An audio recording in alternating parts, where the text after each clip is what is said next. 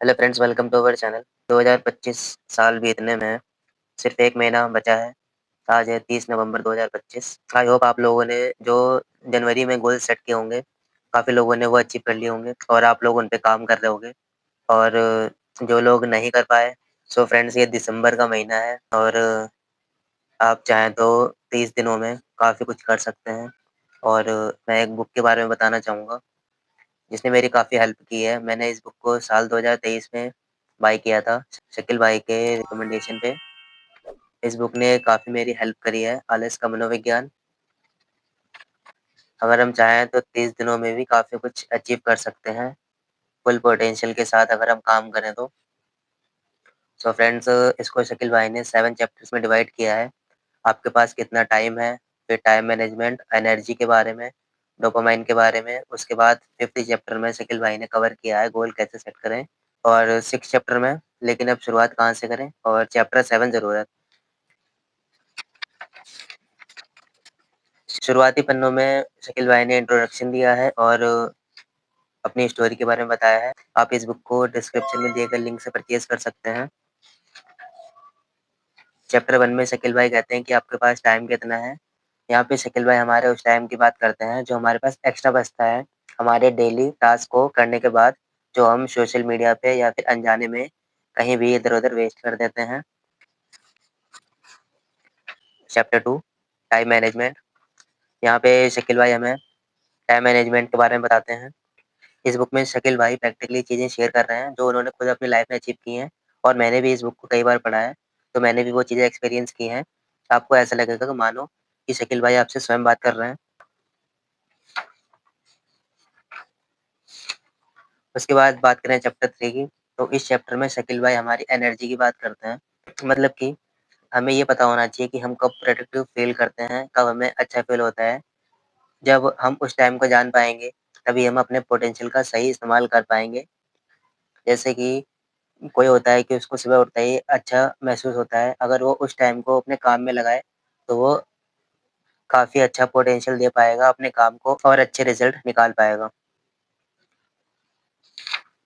फिर उसके बाद चैप्टर 4 में शकील भाई डोपामाइन की बात करते हैं। डोपामाइन ये वो केमिकल होता है जब हम कुछ अच्छा फ़ील करते हैं और दिमाग डोपामाइन केमिकल रिलीज़ करता है ताकि हम उस काम को बार-बार करें, जिसको रिवॉर्ड सिस्टम भी कहते हैं। इसमें शकील भाई कुछ एक्सरसाइज़ की भी बात करते हैं और काफ़ी चीज़ें बताते हैं जिससे हम अपने डोपामाइन को सही वे में इस्तेमाल कर सकते हैं। और स्लीप के बारे में बात करते हैं, साथ ही न्यूट्रिशन के बारे में बात करते हैं और म्यूज़िक के बारे में बात करते हैं, क्योंकि म्यूज़िक का भी काफ़ी अच्छा रोल होता है हमारे मूड को एनहांस करने में। और साथ ही न्यूट्रिशन, अगर हम अच्छा खाना खाएँगे तभी हम अपनी बॉडी को फिट रख पाएँगे। जब हमारी बॉडी फिट होगी, तभी हमारा माइंड फिट होगा और हम अपने गोल्स पर अच्छे तरह से काम कर पाएँगे। उसके बाद चैप्टर 5 में शकील भाई बात करते हैं गोल सेट कैसे करें। तो इसमें शकील भाई कहते हैं कि सबसे पहले शकील भाई ने बात कर ली कि आपके पास कितना टाइम है, फिर बात कर ली उस टाइम की कीमत क्या है। उसके बाद शकील भाई बताते हैं ये वक़्त कहाँ जा रहा है, जो कि हमें खुद ऑब्ज़र्व करना है अपनी लाइफ़ में। ये बुक आपकी काफ़ी हेल्प करने वाली है। जब आप इस बुक को पढ़ेंगे तो आप खुद ही थैंक्स बोलेंगे कमेंट्स में आके। उसके बाद बात करें गोल सेट करने की, तो यहाँ पे शकील भाई एक टेक्नीक की बात करते हैं, माइंड मैपिंग, जो कि लियोनार्डो डा विंसी यूज़ करते थे। यहाँ पे शकील भाई एक चीज़ लिखते हैं, अब मैं आपको एक ऐसी टेक्निक बताने वाला हूँ जो खजाने की चाबी है। आपके दिमाग के अंदर बहुत सारा खजाना ऑलरेडी है, पर आपके पास उसकी चाबी नहीं है और वो चाबी है माइंड मैपिंग। और शकील भाई ने माइंड मैपिंग के बारे में अच्छे से बताया है। ये technique Leonardo da Vinci use करते थे और उनसे इंस्पायर होकर टोनी बुज़ॉन ने इसको परफेक्ट वे में दुनिया के सामने लाया और हम इसको अच्छे से यूज़ कर सकते हैं उनकी हेल्प से। शकील भाई इस बुक में और भी जानकारी देते हैं कि कैसे लियोनार्डो दा विंसी इस टेक्निक का यूज़ करते थे। शकील भाई एक शदफ नाम की लड़की का एग्ज़ाम्पल देते हुए माइंड मैपिंग के बारे में अच्छे से बताते हैं। आप इस बुक को पढ़ के अच्छे से सीख सकते हैं। उसके बाद चैप्टर है, लेकिन अब शुरुआत कहाँ से करें? इस चैप्टर में शकील भाई कहते हैं कि हमें ज़्यादा सोचने की ज़रूरत नहीं है और ये सच भी है। जब हम किसी काम को ज़्यादा सोचते रहते हैं तो वो काम टलता जाता है। इस चैप्टर में शकील भाई ओवरथिंकिंग की बात करते हैं, कैसे चीज़ें टलती जाती हैं। जब हम किसी चीज़ के बारे में ज़्यादा ओवरथिंक करने लग जाते हैं, तो काम रुकते चले जाते हैं, फिर बाद में टाइम बीतता चला जाता है और वो काम हो नहीं पाता है। तो हमें ओवरथिंकिंग से बचना है। अगर हमने कोई काम सोचा है, तो इसको अभी से शुरू करना है, बिना परफेक्ट टाइम या परफेक्शन के बारे में सोचे।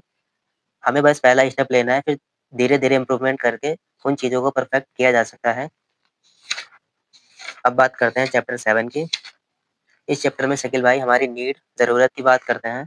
अगर हम किसी काम को शुरू करते हैं, तो हमें सबसे पहले उस काम को शुरू करने के पीछे व्हाई, हमारी नीड, हमारी ज़रूरत पता होना बहुत ज़रूरी है। इससे हमें काफ़ी मोटिवेशन मिलता है और ये ही चीज़ हमें उस काम को करने में हेल्प करवाती है। अगर हमें किसी चीज़ की ज़रूरत है, तभी हम उस काम को कर सकते हैं। ज़रूरत इंसान से बहुत कुछ करवा सकती है। शकील भाई अपने बारे में भी बताते हैं कि जब उन्हें पैसों की सबसे ज़्यादा ज़रूरत थी, तभी उन्होंने सबसे ज़्यादा एक्शन लिए और अपने पोटेंशियल का अच्छे से इस्तेमाल किया। सो फ्रेंड्स, आप अपना व्हाई क्लियर करें, आपकी जो भी ज़रूरत है उसका पता करें। नोटबुक और पेन की हेल्प से अपना व्हाई, अपनी ज़रूरत लिखें, ताकि आप अपने 2025 को बेस्ट बना सकें, 2026 में अपने न्यू ईयर को एन्जॉय कर सकें। Thanks for watching. जय हिंद, जय भारत।